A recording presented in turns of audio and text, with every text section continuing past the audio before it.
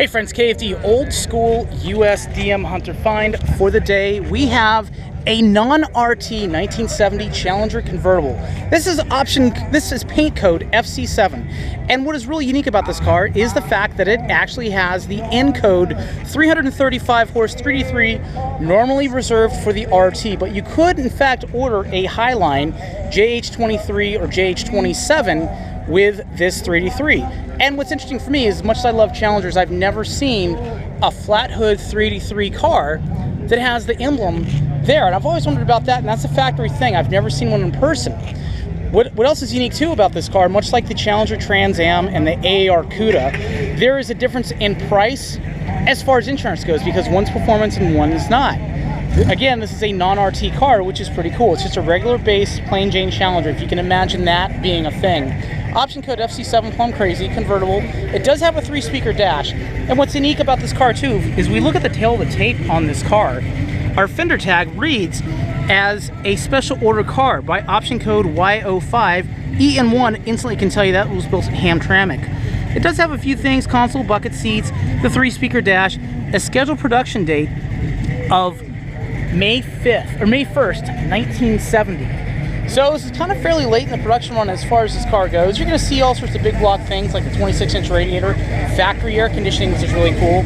And again, somebody actually ponied up the extra $14.70 for the high impact code FC7 Plum Crazy, which is pretty interesting.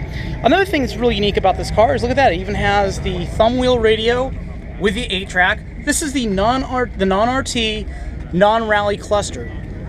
C16 console, or C16 buckets, C26 console. What else we got going on here?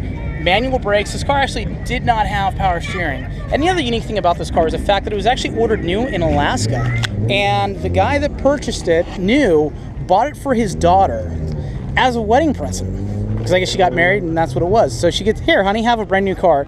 The only deviations from stock I can see are these American Racing AR 500 wheels. Something else that's unique too about this car is the fact that these things were manufactured when Chrysler originally built the E-body platform. They were going to use the A-body. Then in 1968, when they tried to stick a 426 Hemi in a Dart, it didn't work out so well. But what did they use instead? They used a 71 to 74 B-body platform. Now, an interesting thing that they did as far as engineering is they had a problem with the spring shackles protruding out of the rear valance. So as Carl Cameron, the designer of the Challenger, said, you should have seen the rear end before he came up with that trick, of putting those spring shackles, or those bumper guards, to cover up those unsightly spring shackles.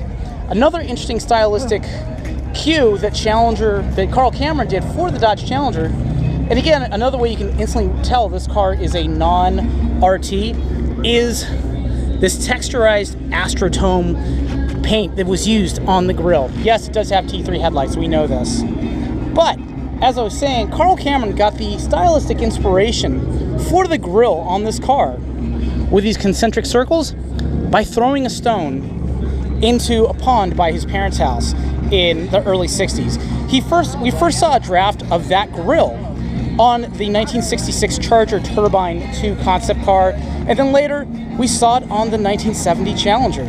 Anyway, it's really cool to see that, and it really just makes me excited and giddy. And the fact this car is a flat hood, non-RT, and it still has the 3D3 4-barrel logo right on the side of it, is really cool.